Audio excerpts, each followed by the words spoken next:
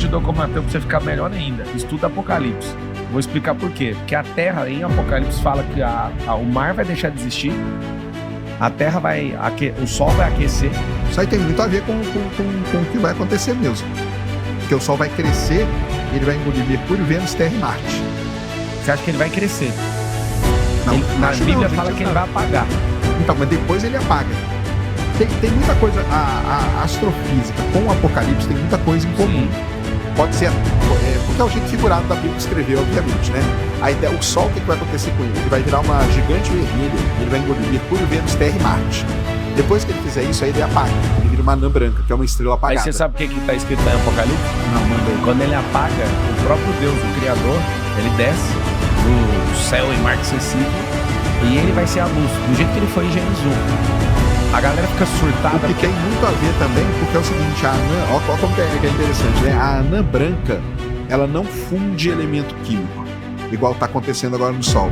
Como que ela brilha? Ela brilha com o calor que ela guardou durante a vida dela toda. Uau! Então dá para fazer toda uma relação com...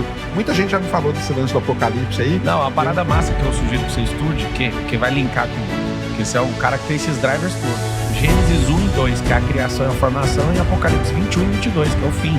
É tipo o recomeço. Por exemplo, quando Deus fala, e disse Deus haja luz, ele não criou o Sol. O Sol não foi criado ali, ele estava criando o universo.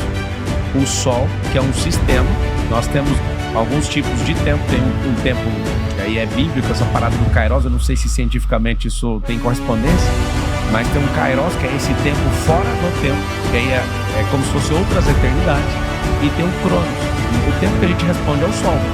A galera às vezes não sabe, mas o tempo que a gente responde ao Sol, a distância que a gente tem do Sol é a velocidade que a gente gira em torno de nós mesmos.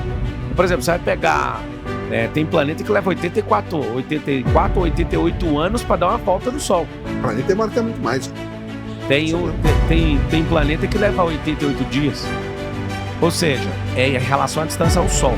Então o nosso tempo, chamado Cronos, que é conhecido na Terra pelos roceiros, que eu já fui de semeador e colheita, é o tempo que a gente tem diferente em cada planeta, de acordo com a distância que tem do Sol, certo? Então vamos olhar que louco. Quando fala assim, ó, e Deus disse, haja luz, ele não fez o Sol, ele explodiu o universo. Da onde saiu? E até um padre, né, que criou a teoria do Big Bang. É um padre que criou isso. Tem gente que pergunta, não, mas se é cristão, você acredita no Big Bang? Rapaz, o cristianismo vem com Jesus. Eu sou imagem e semelhança do Criador. Ele disse, haja Big e houve Bang. É isso pra mim, acabou.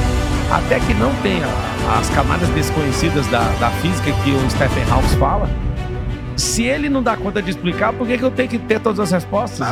Eu tenho que mergulhar na minha ignorância e falar, peraí, de que o Sacani sabe que eu posso sacar? O que o Marçal sabe, pelo menos de Bíblia ali, que dá pra gente pegar? Por quê? Porque são fragmentos que apontam para uma realidade. Deus, então, quando fala haja luz, ele não cria o Sol. O Sol só aparece no quarto dia em Gênesis. Aí ele fala, vou criar o lumiar, para governar o dia, governar a noite. A coisa mais doida da criação é que até o sexto dia não tinha noite. Por que não tinha noite? Porque o Deus vivo estava lá na criação. Por que eu tô falando isso? Isso não é questão de evangelismo, não. É questão de lógica. Porque o Moisés, sendo um cara falando em aramaico, acertar aquilo ali é absurdo. Não tem como. É impossível. É 10 elevado a 138. Me chama a atenção na Bíblia, sacana. Já fui religioso, não sou mais. É que a Bíblia, ela tem 737 eventos que são chamados de proféticos e 97 deles foram concluídos. Então, matematicamente, é um livro absurdo. E os 3% que não foi concluído é porque não está no tempo.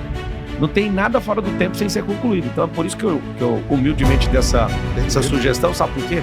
Porque na Bíblia fala o seguinte, que o Sol vai superaquecer e vai apagar. E o Sol hoje, ele tem 6 trilhões de bombas de Hiroshima de explosão por segundo. Para quem quiser saber a dimensão do Sol, né? Desculpa eu estar falando assim, porque às vezes você acha que eu sou só um idiota que fica falando em corte aí, mas é um dos assuntos que eu estudo desde a adolescência e amo. Quando falaram assim, vamos fazer um podcast com o Sacani, eu falei, mano, o Sacani, eu saco as paradas dele. Seguinte, o Sol não é uma bola de fogo, igual te ensinaram, você imagina. Lá é uma fissão de gás hélio. Então ali é uma fissão nuclear de gás hélio. E a correspondência matemática no seu cérebro, pra você entender o que é o Sol tem 6 trilhões de bombas de Hiroshima de potência por segundo. Então, a cada segundo, 6 trilhões de bombas de Hiroshima estão explodindo lá. Ou seja, é uma máquina, certo? Aí você pega Apocalipse.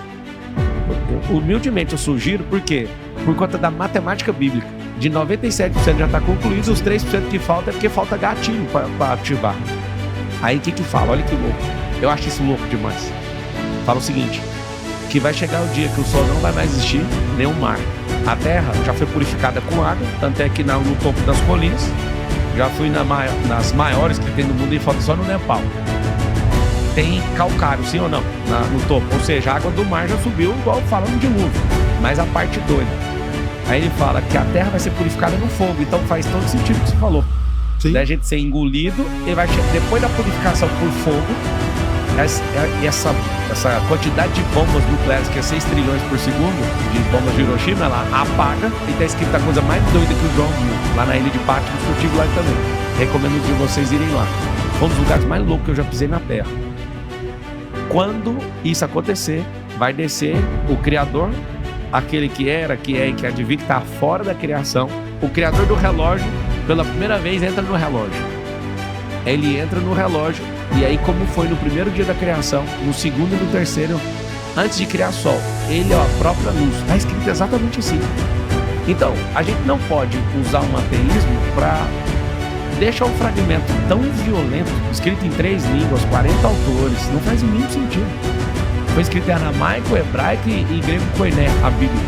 Aí você fala, cara, em nome do ódio que eu tenho com a sua ignorância, porque o cara que estuda ciência sabe mais. Só que ele sabe mais por fragmento. A Bíblia está lá com assertividade de 10 elevado a 138, atemporal, com 40 autores, 4, 5 mil anos de história. Os caras carregavam os códigos, mesmo que eu não tinha escrito, o trem é um absurdo. Aí a parte mais doida, que é o que ele sabe, são as projeções que a NASA já apontou, e todo estudo de Stephen e companhia, é que vai chegar um dia que o Sol vai deixar de existir. E o Sol deixa de existir, Deus entra e ele entra, entre aspas, dentro dessa eternidade, dentro do nosso tempo. Aí muda o tempo. Eu acho isso louco demais. Topa estudar Apocalipse? Vou dar uma lida. Vou dar uma lida. Excelente.